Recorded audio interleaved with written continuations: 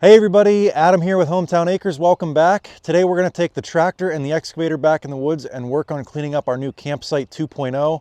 We've got a big gathering with friends and family for Memorial Day weekend, and since we're moving the campsite to a new location, we need to go back there and put in a little bit of work. Before we head back there though, we need to go ahead and start working on some of this firewood. As you guys know, we just had our property logged and we brought out probably somewhere in the neighborhood of 50 to 75 cords of firewood at least. And what's the old saying? How do you eat an elephant? One bite at a time. I think that's my goal here. Is I don't want to let any of this firewood rot that we had drug out of the woods. And in order to be able to get to it just as a one-man band before it rots, you just got to do one bite at a time, a little bit every day. So I figure if I'm able to do one basket a day, it should take me 6 to 12 months to get through all this pile of firewood here. I know that's unrealistic. I'm not going to be able to do one basket every single day for 6 months, but it just gives me a goal and something to work towards. So before we head back in the woods today to work on the campsite, we're going to try to get at least one basket of wood done here this morning. I just realized I never showed you guys the modifications that neighbor Doug made to this East-and-Made axis. So a couple months ago, Doug was looking at this thing and was trying to find some way to Dougify it and really struggled to come up with some ideas because, you know, as he said, this machine is pretty good to go as it is. But we were kind of hunting and pecking, looking for things that we could do to make it better. And the first thing I told him that I wanted was a cover for this engine. So if you've been following East-and-Made at all for a while, you know that they used to use Honda engines as their main supplier for their power plants for their machines. And then during COVID, they ran into some supply chain issues with Honda, switched to Vanguard.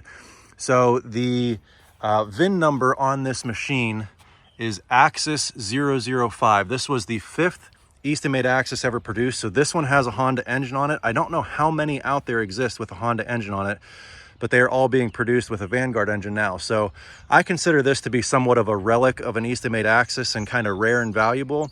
And I wanted to do everything I could to protect that engine because this machine lives outside in the weather. And so what Doug came up with was a little quick latch metal roof. There we go.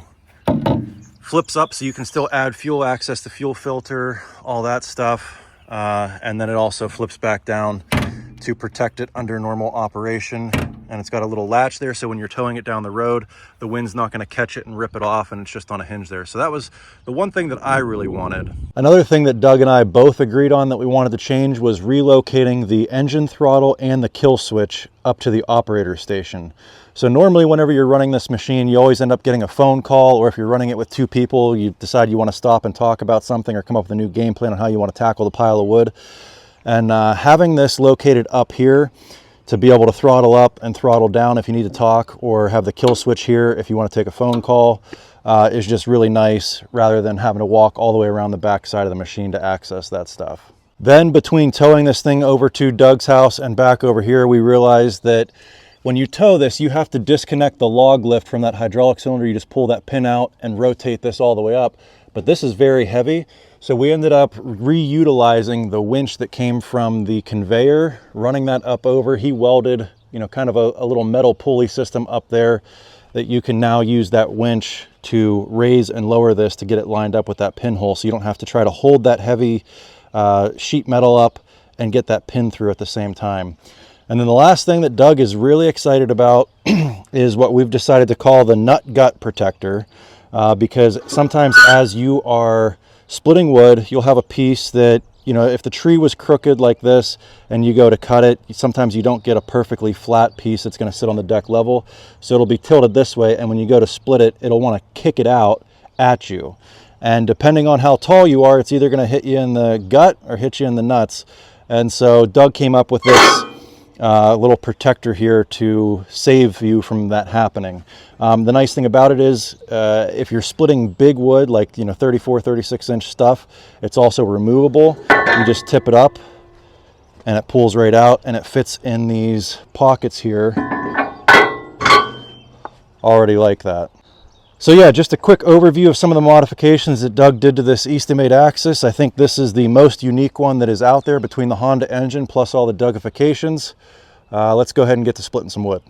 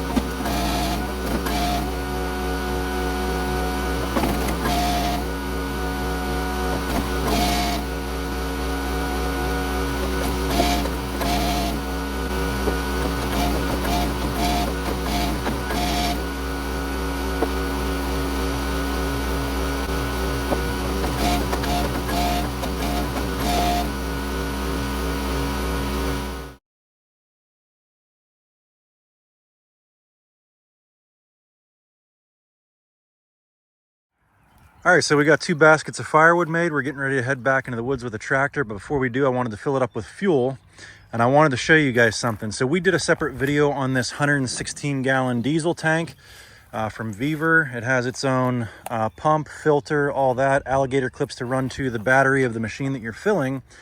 And that's okay for the tractor and the side-by-side and the four-wheeler and all that. The one piece of equipment that I had an issue with is the battery is not easily accessible on the excavator. So I want to come up with a better solution to hook up power to that pump. And what I came up with was I went to Harbor Freight, got a little ammo can with a 12-volt battery on the inside, and I had this solar panel from when I was using it to trickle charge the battery on the dump trailer. And so I needed to come up with a way to set this up here permanently out next to the diesel tank. And so I went over to Doug's, obviously, because he's the custom fab guy for Hometown Acres. And he came up with this little stand, did a couple extra things, wired this all up, ran the cables in through, put an inline fuse in there.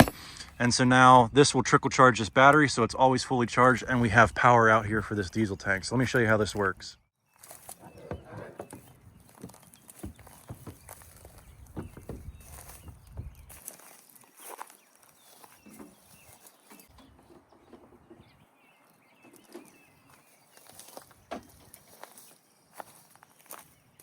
So yeah, even though I can hook this up to the battery on the tractor, this is definitely easier.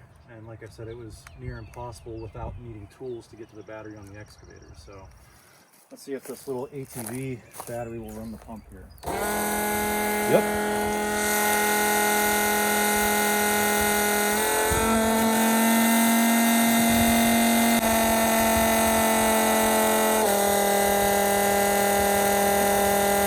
Like that, we're all topped off.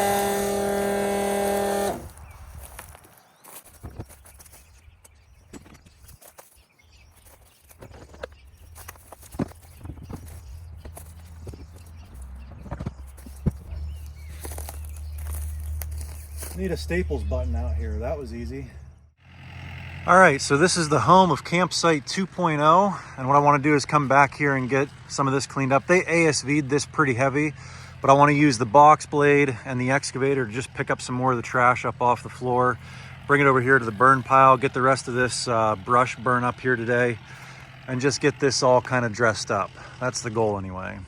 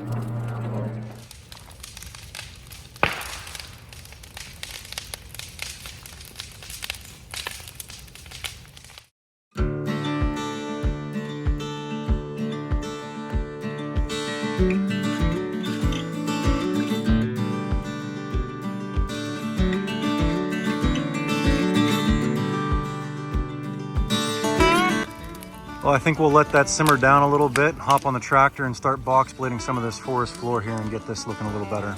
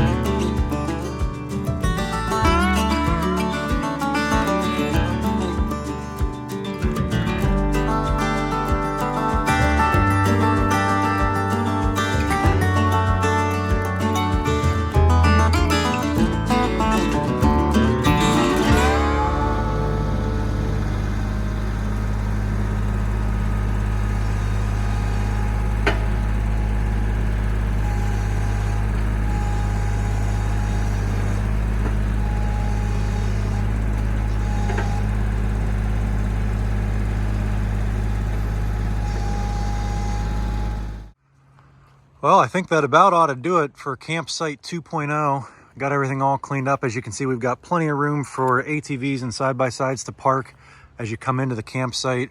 Got the forest floor pretty well cleaned up. I may still come back here one or two more times now that we got everything off, and the ground will dry up a little bit more, and maybe just box blade this a little bit more to get the ground a little smoother. But the more you dig into it, the closer and closer you get to roots, and then you just get more snags and get hung up on stuff. So we may end up just calling it good like that. We got the fire pit back here, brought back a couple of chairs, and our brush pile over there is just about completely gone. If you've seen any of our previous camping videos, you know that we hang a bunch of string lights from tree to tree to tree, and we run those with just a little portable power station. It's enough to run the lights for 1 or 2 nights. But I've got the fire pit centrally located in amongst a bunch of trees. So there's a big circle going around here, and that'll be good for hanging up all those string lights. This campsite is at least 5 times bigger than our old campsite. So we have plenty of room, like I said, for parking, for all kinds of ATVs and stuff. Plenty of room for people to set up tents back here. And I mentioned before, I wouldn't mind at some point down the road either building a cabin back here or getting a prefab cabin.